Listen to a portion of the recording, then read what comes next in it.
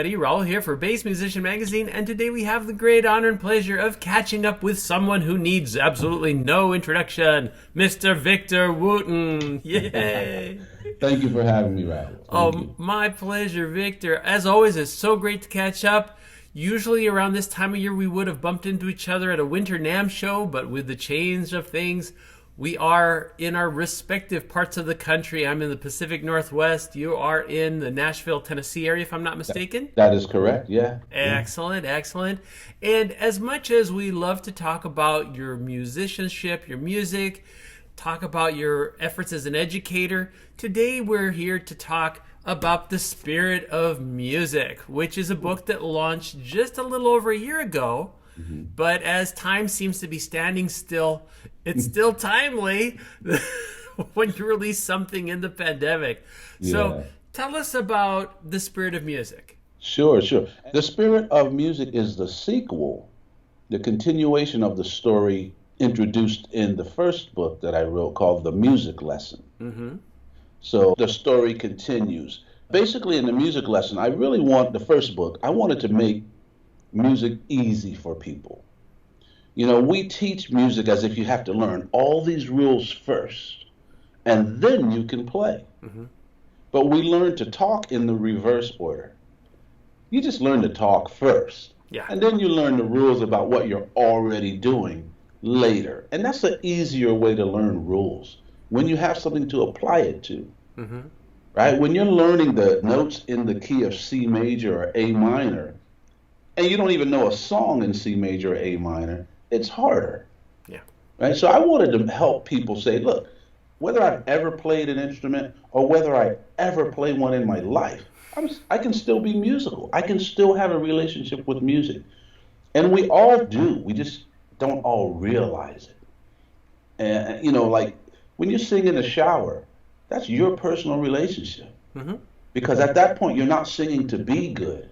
You're singing to feel good. Gotcha. And that's what music's about. It's not, I mean, you are being good, but you're not singing to be right. I guess that's what I have to say. That's what I meant to say. It's like, oh, I'm doing it right. You're doing it to feel right. I introduced that story to give people permission to own their relationship with music. But I also introduced towards the end of that book in a chapter called The Dream with a question mark.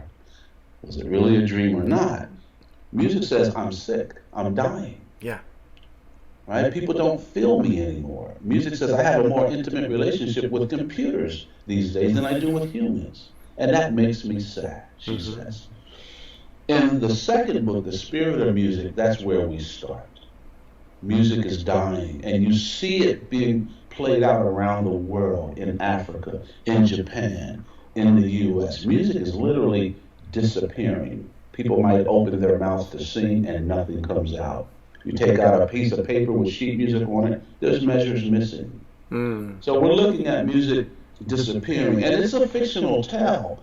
But Raul, the first chapter of the book is me as the author talking to you, the reader, and I'm laying out some real issues in our lives where music is disappearing.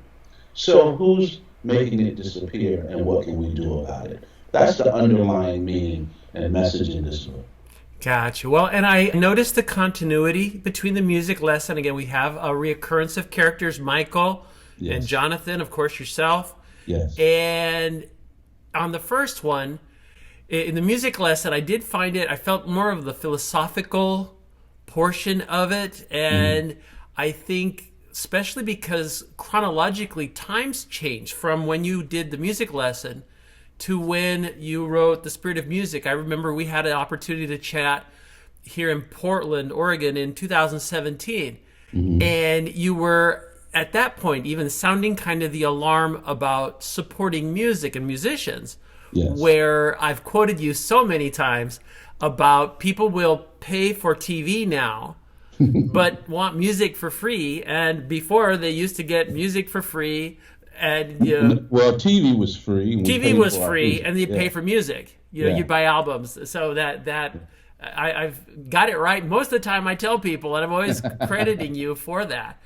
But the kind of exciting thing, and one of the changes with this, is that this has gone a little bit almost in a science fiction-y kind of way. And it's up to, I think, the imagination of the readers when it comes to the phasers. The phasers. Yes. And I somehow in my mind, I'm kind of have a Matrix thing where I kind of see him in black suits and dark glasses. You know what? Believe it or not, Raul, I hate to interrupt you, but that is exactly what I was going for. And in the beginning, instead of wearing headphones, the phasers wore black glasses. There you go.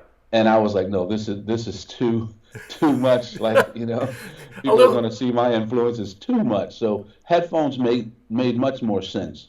But that's the idea. It's like the Agent Smith in the Matrix, who's trying to not do good things. We'll put it that way. Absolutely. Well, it takes off in an unexpected direction for me. Good. Again, Good. Because I was so acquainted with the music lesson. Exactly. And also because with the music lesson, I had the CDs. Another thing that's kind of, people are going, oh, solid, who does those anymore? But it allowed me the opportunity to hear your voice and the voices of the other characters. Yes. And the initial leap between the two, it made it a little easier because I already kind of had the voices in my mind. And so as I'm reading your book, anything that was you, I hear your voice. Mm-hmm. So whether you're visiting your parents or whether, you're at the music store or whatever's going on, okay, I'm like, this is all Victor, and this is Jonathan, this is Michael. And then we had new characters that introduced additional disciplines with Seiko and the Ali and the sensei. Sifu, Sifu.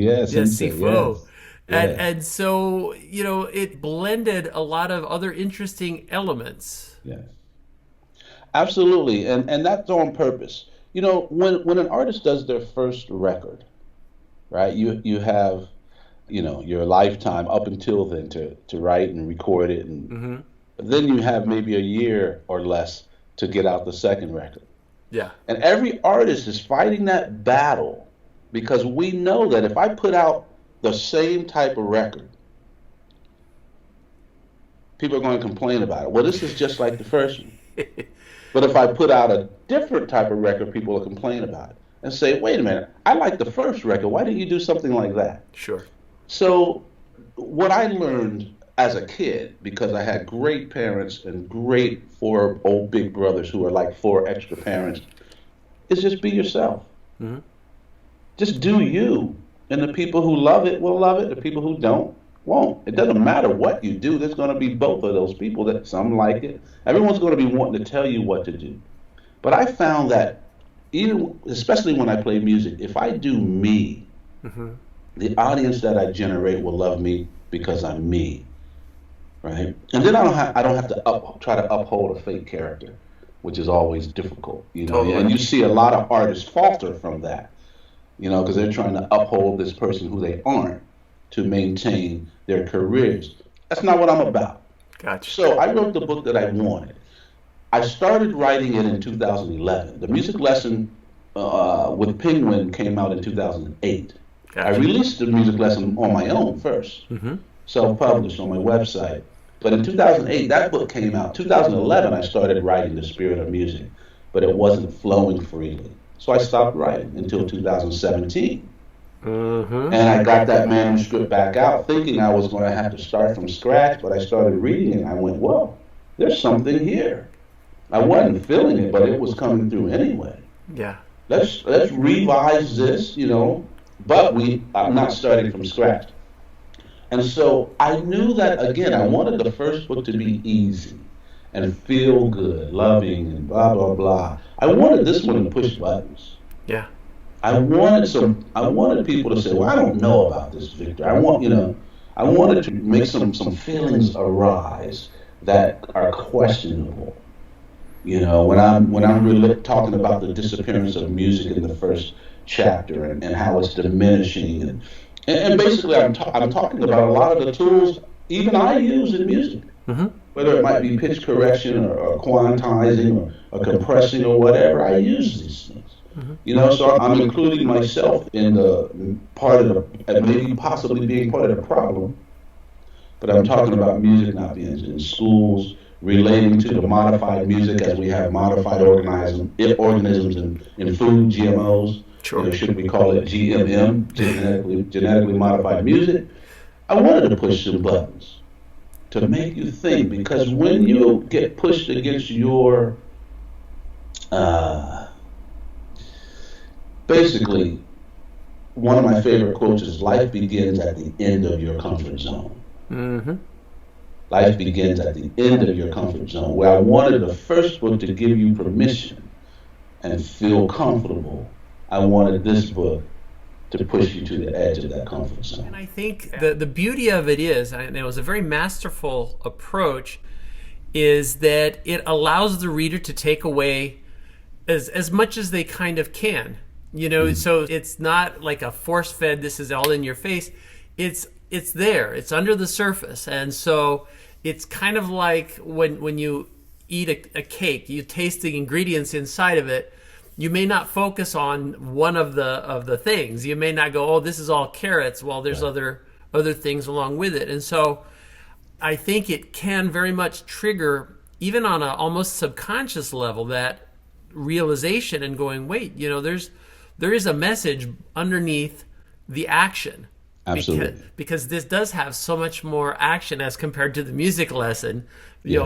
Less philosophy, more action happening, but there is that things that makes you go, hey, wait a second. I think I recognize what Victor's saying here, and it allows for the interpretation. And I think also it's a wonderful thing, because those of us in the bass community, all of us know you, but there are a lot of non-bass people who may not.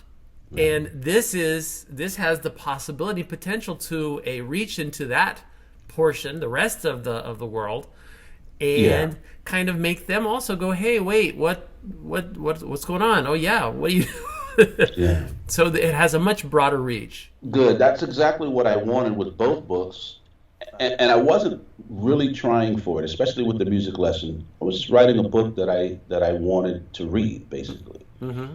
Having been teaching a lot, people were asking me to write a book, but I didn't want to write a book. It was exactly what I didn't want, which is a Wooten method. Here's how you do it. That's going to just bring about arguments. I like raising ideas, bunches of different ideas. Some of the ideas conflict, but they both work. Learn to read music. Of course you should. Mm-hmm. But if you don't, you can still play. So if you don't want to learn it, cool, that's all right. Yeah. The audience doesn't care. So I like raising ideas and letting you choose. And that's I put that quality in the teacher Michael. You ask Michael a question, he asks you a question back. Always. And in the end, he's letting you choose. Now, he's steering you and directing you, mm-hmm. but he's directing you towards your path, not his. Right? He's always asking questions, assessing where you want to go. How can I give you direction if I don't know where you want to go? Absolutely. And that's one of the first mistakes most of us teachers make. We never ask the student, what do you want to do with this music? We just start teaching them based upon what we've done. Mm-hmm. Right? Maybe this person doesn't want to go on tour. Maybe they just want to play at the local bar. Yeah. So maybe they don't need to learn all the things that I learned. So Michael's always asking questions because he learns about you that way. And that continues in the second book. And, the underlying story is that you find that Michael's young student, which is my character, mm-hmm. is learning the same thing. And maybe even being forced or tricked or coerced into learning these skills. There are certainly some twists there. And I think it speaks to the general concept of education reform. And part of the challenge is there is so much to know nowadays, and more on a daily basis. So young people feel overwhelmed. I mean, how would you approach something where there's just so much input? And we've always had, I think, back in the day, a lot of it was there was only one way to do things. You had a very rigid, when you had classical teachers, when you had, the concept of, I don't know, somebody tapping on a desk with a ruler to mark out time or something, that was no more correct than a Native American playing a flute in a canyon with his basic, 5 notes, because you've got the pentatonic scale. There's so much music there. He didn't need to be, metronomed and had an advanced theory course, or even really realize what key his flute is in. And there was no written music for the longest time. And so as I've had the opportunity to talk to countless bass players, every journey has been so different. Sure. That I totally would say, there is no absolute right way. Right. Every person may think this is the right way because this is the way I went, but we're kidding ourselves if we think that's the only way to get from A to B. Right. If we think that's the only way. Exactly. If you're driving in your car, it doesn't matter which way you turn, that road leads to home. Yeah. Every one of them. Some take longer, but they might be more scenic. Mm-hmm. It might be more dangerous. But they all lead there. So it's not that which is the right way. It's that they're all the right way. There we go. That's a Michael thought. They're all the right way. Which one would you like to choose? Now, if I know where you're headed, where you would like to go, I can teach you or show you the most direct way. Yes. But the most direct way may not be the best way. Okay? Because you think about it. Somebody wants to be a star. Okay, at 10-year-old, you're a star. Yeah. That might be a direct way, but is it the best way? When you haven't had life, you haven't grown up yet. So you may not have the qualities that you need of character to sustain this, popularity or success. Mm-hmm, mm-hmm. So the direct way is not always the best way. Now, most of us teachers are teaching groups of people we don't know. Yeah. And I have to, in order to keep my job, I have to make sure they all pass. So I may not have the time to dig into everybody's individual path, wishes, desires. Sure. At that point, you have to be a genius as a teacher.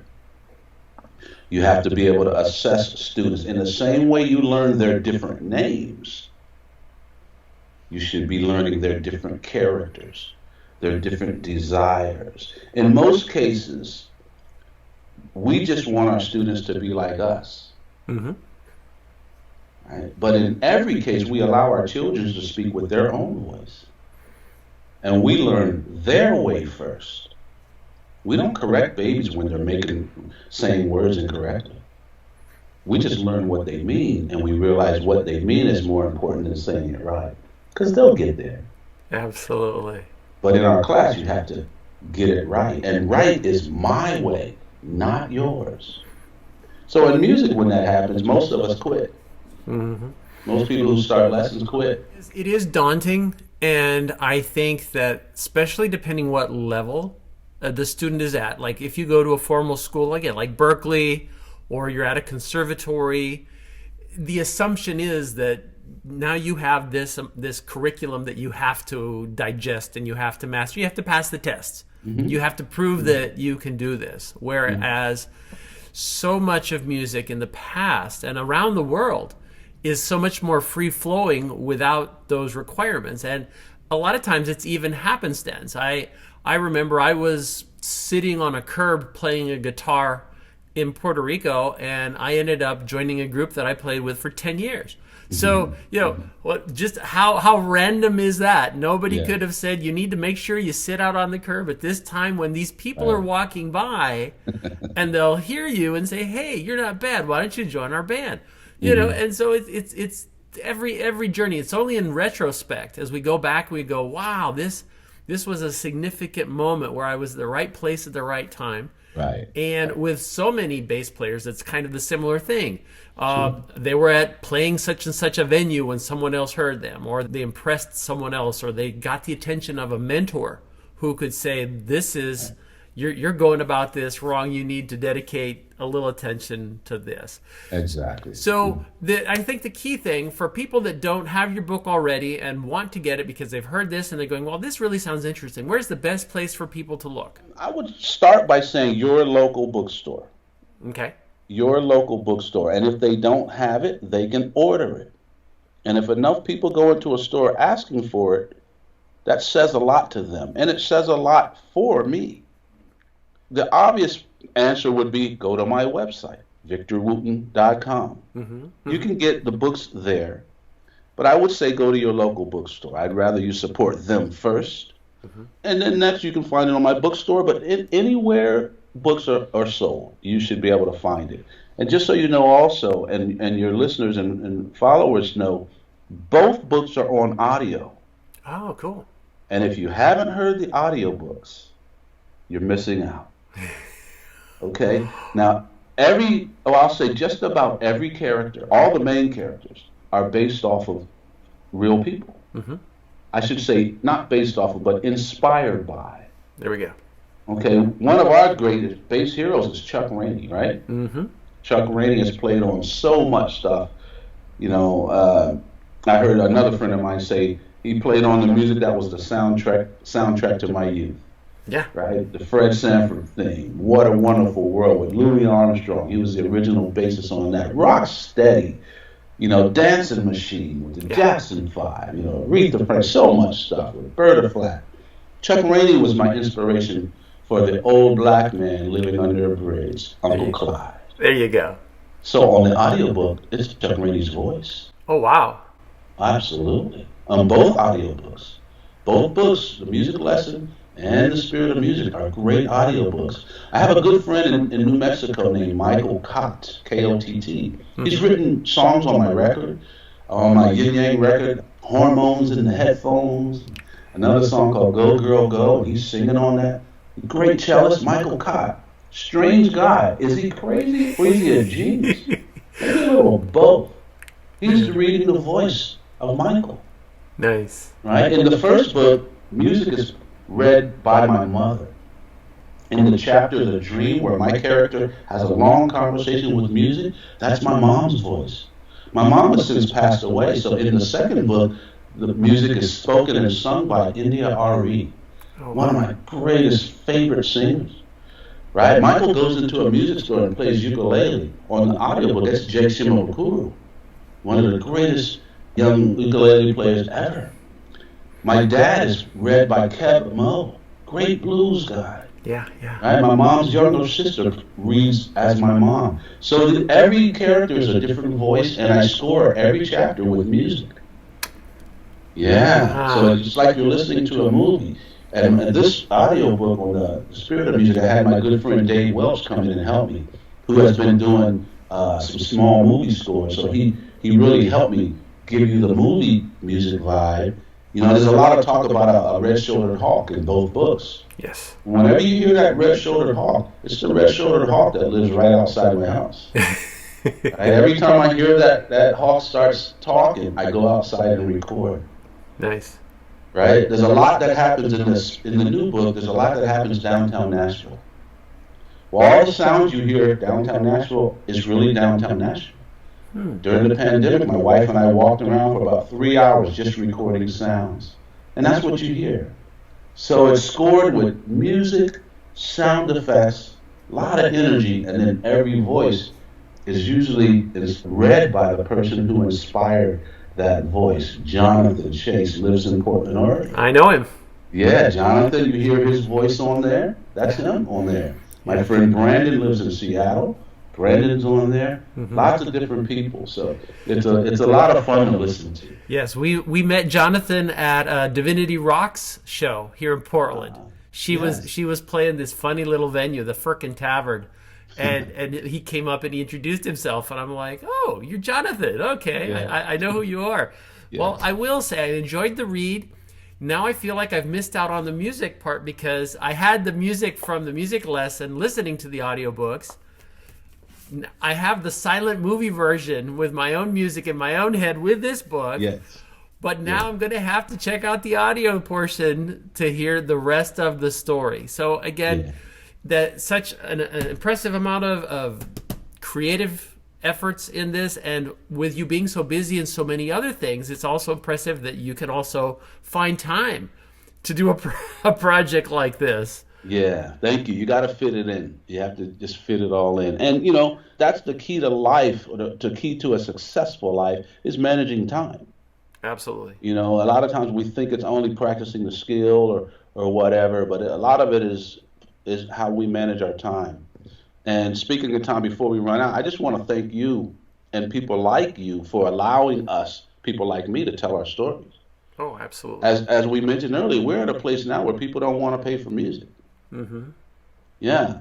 And radio and interviews and things used to be such a big part of the music business or any entertainment, and it still is.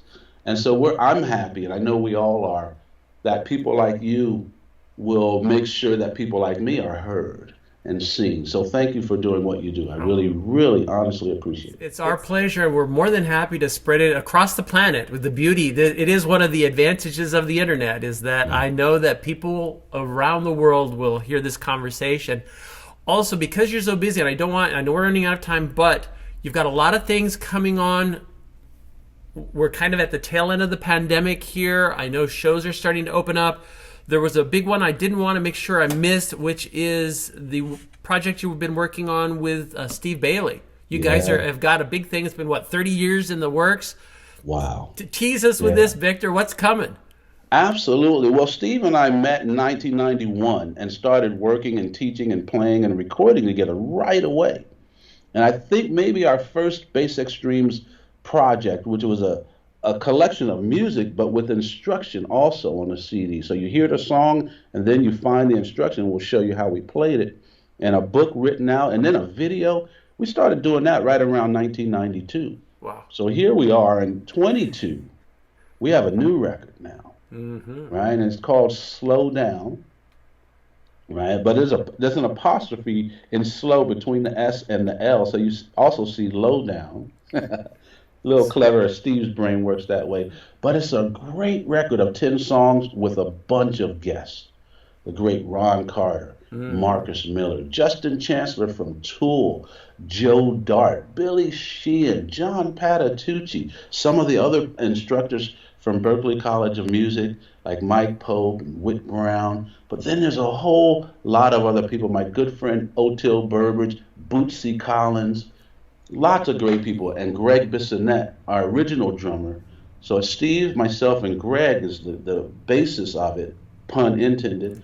But then we have all these guests on different songs. So it's a really amazing record. And no, I didn't name them all. We even have Mike Stern, the great jazz guitarist, playing 6-string bass on a song for the first time ever. Bela Flex playing a bass banjo on a track. Right, we've got Jeff Coffin playing bass flute, Howard Levy playing bass harmonica. It's just a crazy good record. And so that's coming out later this year, but we're starting later this month. February right now, as we talk, we're starting touring. So we'll be touring throughout the year, where you can hear some of this record. We'll be doing some different promotional things each tour, releasing a song if you come to the show, different things like that. But this new Bass Extremes record, Slow Down, is coming very, very soon this year, and it's a doozy. It's a good one.